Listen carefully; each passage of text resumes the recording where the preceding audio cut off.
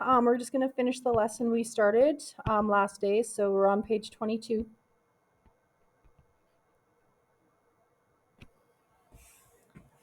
All right, so we started our permutations last class, and we're just going to finish the lesson that we didn't get finished last class. And all that's going to be extra is just kind of introducing the formula that is on your formula sheet. So the formula on your formula sheet is basically a formula that's going to help you put things in factorial notation if the question asks you to do that, right? So let's just kind of go through, and I'll explain as we go. So here it says we'll not always be arranging the entire set of objects, which we did questions like that last day, right? So it says if there are 7 members on the student council, in how many ways can the council select 3 students to be the chair, the secretary, and the treasurer of the council? So last class, if we were to do this, you would have thought we need 3 positions.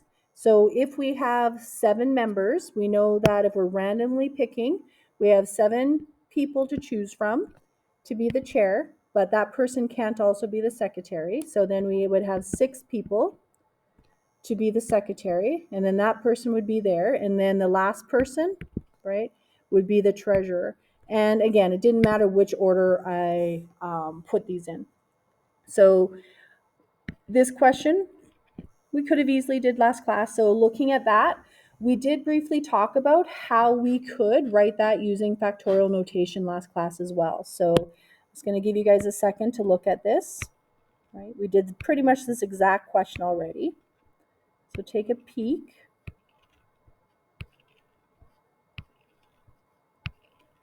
Right? So 7 times 6 times 5 is the same as 7 factorial, but remember, we know we can't stop there because 7 factorial is the same as 7 times 6 times 5 times 4 times 3 times 2 times 1, and we know we want to cut it off at 5.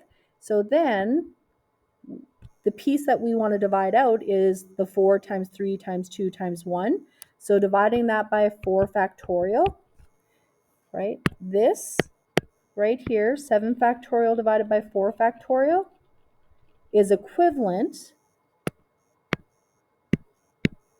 to 7 times 6 times 5. So that's nothing new, right? That we already had that discussion last class.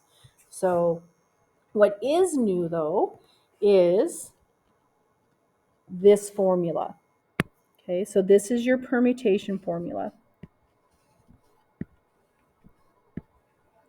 Right, so this formula right here, again, will be on your formula sheet. I'm going to show you guys how to use it.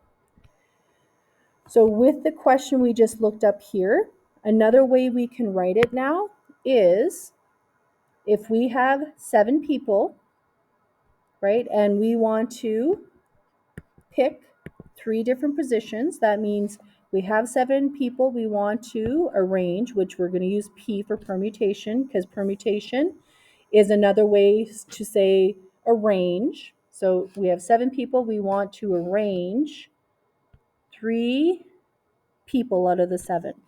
So if you see this, this just means 7 times 6 times 5. So that's our position. So we want to arrange 3 people, right? So how many different ways can we get a chair, a secretary, or a treasurer? But if we use the formula, so we look at the right-hand side now, right? So if we now put our values into the right-hand side, because N represents our total number of objects, R is how many objects do we want to arrange. So if we now put the numbers on the right-hand side, N is 7, so we'd go 7 factorial divided by bracket N, which is 7, minus R, which is 3. So if we simplify that, that's 7 factorial over 4 factorial. That's exactly what we did above here with our knowledge that we did the first day. So the formula will do that simplification for you. All right. So this stuff here, so you will find this button on your calculator in the same spot we found our factorial button. So just a quick reminder. Remember last class we went math. Let me just clear all this stuff out. So we hit math, over to probability, and this screen we seen last day, right? So number 2 is for our permutation questions. Number 3 we haven't talked about yet, but that'll be coming in the near future. And 4 was our factorial button. So up until now, we'll use 2 and 4 in our questions, right? So if we wanted to type in 7 permute 3, we would write 7. Then we would hit math, over to probability, number 2, and then 3. If you have an 83 calculator, it'll look like this. It'll look like right beside each other. So don't freak out if you have an 83. It's still doing the same thing. So hit enter, right? And you get 210. So again, 3 different things that mean the same thing. So as we talked about before, guys, on the diploma, you have no idea how they're going to write things, right? So they could write 7 permute 3. They could write 7, just to, whoopsie, math, not alpha. 7 factorial divided by 4 factorial. Just again, showing you guys they're all equivalent, right? And then same thing with 7 times 6 times 5. All of these are notations that mean exactly the same thing. So you guys have to be familiar with all of them. Because if you write it as 7 permute 3 and a question writes it as 7 factorial over 4 factorial, you have to be okay with, oh, that's the same thing, no biggie. Right? And I'll keep showing you guys all the equivalent forms so you guys get used to the notation because it is brand new. All right, so let's just dive into some more questions. So we already defined 0 last class. We know that 0 factorial is 1, so let's move on. All right, so example 9 just says, consider the letters in the word formula. How many different arrangements are there using all the letters? So there's 1, 2, 3, 4, 5, 6, 7 letters. So if we're using all of them, I'm going to write all the different ways we could write this. So if I just use factorial notation, right, there's 7 letters, so it would be 7 factorial. If I use fundamental counting principle, it would be 7 times, 6 times, 5 times, 4 times, 3 times, 2 times 1. And if I use the formula, it would be 7 objects, which are in this situation is letters, permute or arrange. How many? I want to arrange all 7. So those 3 things mean exactly the same thing. So we're not going to type all of them in. I'm just going to type in the easiest one. So 7 factorial.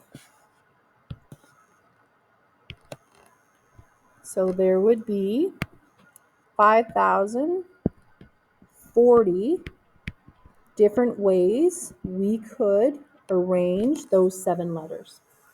Because just like we talked about last class, if you have letters, you have to think them as Scrabble tiles. You have 7 tiles in your hand. There's that many ways that you can move those tiles around and not have anything that would be the same. All right, so then the next one, how many different 3-letter arrangements are there? So again, I'm going to show all 3 notations. So if we do factorial notation, right, we're using the right-hand side of the formula, right? So it would be 7 factorial over n minus r. So n minus r factorial, which would be 7 factorial over 4 factorial. If I use the other notation, fundamental counting principle, then it'll just be 7 times 6 times 5. And if we use the left-hand side of the formula, so when I'm talking about formula, guys, I'm just talking about this, right? So if I want factorial notation, I'm using the right-hand side. If I'm using permutation notation with the P in it, I'm using the left-hand side. This formula is on your formula sheet.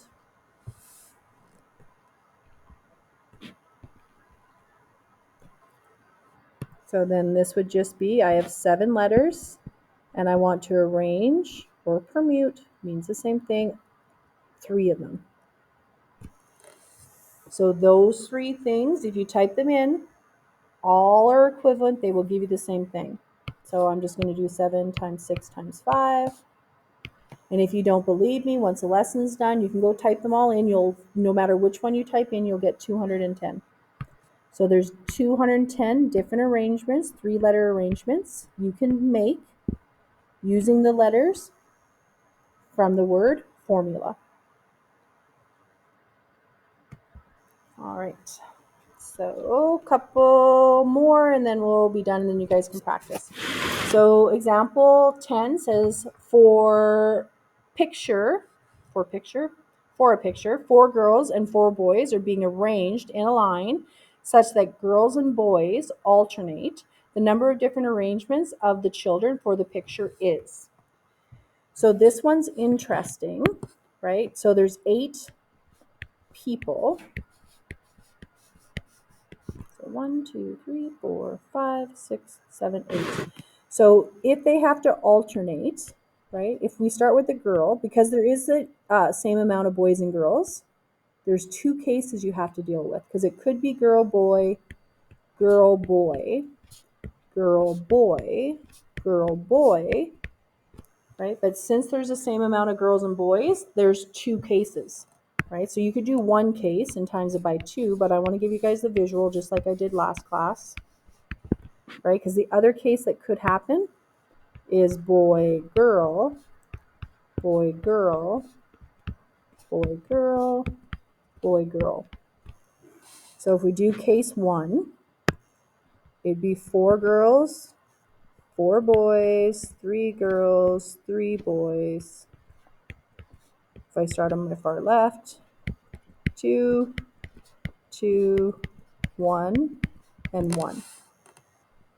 So if we simplified that, that would be the same as 4 factorial times 4 factorial, right? Because if you guys picture this, these are the girls, right? 4 times 3 times 2 times 1 is the same as a 4 factorial. And same thing with the boys. Because with multiplication, you guys know order doesn't matter, right? We can move those numbers around. So if this question was, say, use factorial notation, that means the same thing. And if we alternate where the boys started, it would still be the same thing, right? It looks identical. So we talked about this last class, that you can write down both cases or you can just do 1 case because the second case is going to be identical when it comes to the numbers. Right, so this would be 4 factorial again times 4 factorial. So 4 factorial, 4 factorial. So that equals 576. Right, and the second one is also 576. So total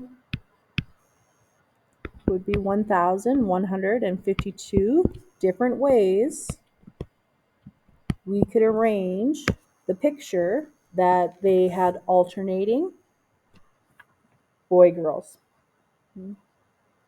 Right? Because again, it didn't specify that girls had to be first and boys. So therefore, there would be 2 cases because in both cases, they do alternate. If, right, don't write this down obviously, but if the question had 4 girls and 3 boys, then there would only be 1 case. right? Because if it was 4 girls and 3 boys, it would have to be girl, boy, girl, boy, girl, right? Then there would only be one case. But if there's even amount of both boys and girls, 2 cases. All right, last 2 here. So solve the following equations, right? So we actually showed you these last class, except I didn't use this notation. So if you have a n permute 2, that means you're using the right-hand side of the formula, so we can simplify. So remember, the right-hand side of the formula is this. Again, on your formula sheet. So I'm using this formula, so that's on your formula sheet. Right, so let's replace the n permute 2 with the right-hand side of the formula sheet, so it's going to look like this. So n gets substituted in for n, so it'll be n factorial all over bracket, n is still n, minus r, which is 2, factorial equals 20. Now this is identical to what we did last class. So we need to get rid of the factorial, so the larger one's on top. So that'll be an n minus 1, and n minus 2. That's where we want to stop because that will divide out with the bottom now.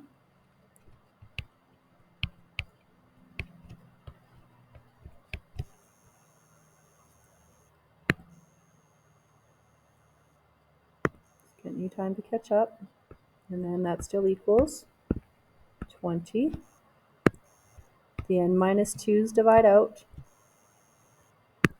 So on the left-hand side, I have a n squared minus n because I do now need to solve this. So just like all the other equations we've solved, they're always going to either break down to a linear or a quadratic. So this one's a degree 2, so it'll be a quadratic. So an n squared minus n minus, the 20 needs to come over, so minus 20 equals 0. So we can factor this baby. So 2 things that'll multiply to give me n squared are n and n. 2 things that'll multiply to give me 20 are 4 and 5. I need a negative n, so the 5 needs to be negative, and the 4 has to be positive. So now if I solve each one, the first bracket, n plus 4 equals 0, I solve that, I get n equals negative 4. N minus 5 equals 0, I solve that, I get n equals 5. So just like everything, we check for extraneous roots. So I know that n has to be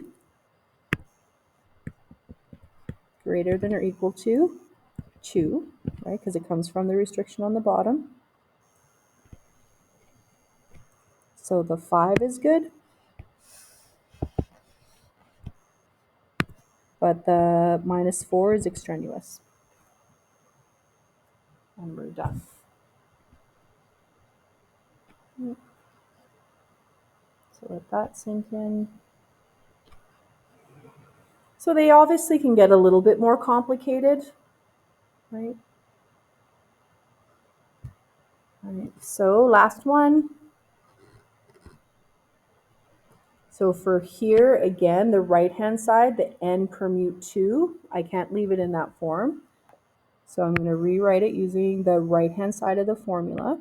So the left right now, I'm not touching it for right now, even though I could expand it if I wanted to. But I'll show all my steps. So the right-hand side will be an n factorial over n minus 2 factorial. Again, just using this formula. Right, so technically this formula is n permute r. All right, I just put a 2 in this one because the 2 was the r. But generically, that's our formula. All right, so let's expand this. See? It's jumping all over the place. There we go. So then we have an n minus 1 n minus 2, n minus 3, all over n minus 3, and again, those have factorials on them,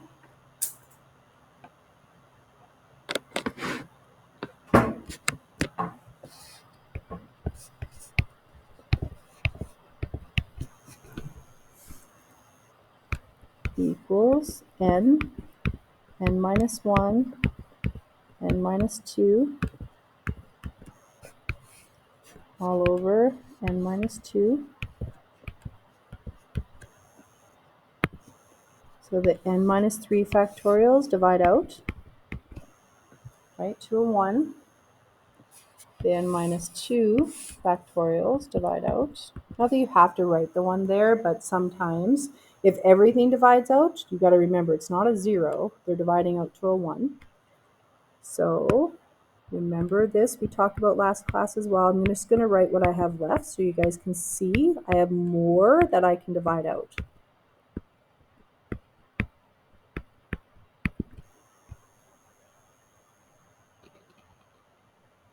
Right, so see in this situation, the n's can divide out, right? Again, they divide out to a 1. And again, doesn't matter what side you put the 1.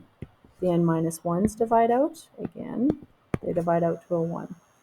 So all I'm left with is n minus 2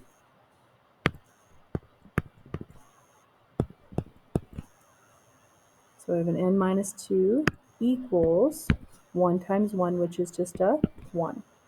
So we add 2 to both sides, n equals 3. Let's just double check our restrictions. So the original equation, I have an n factorial, n minus 3 factorial, and an n minus 2 factorial. So for this one, my restriction had to be n is greater than or equal to 3. Because it has to be the higher one, because I know this one's a greater than or equal to 0. This one is an n is greater than or equal to 3. This one is a greater than or equal to 2. This one is a greater than or equal to 0. So the one that satisfies all of them is the n is greater than or equal to 3.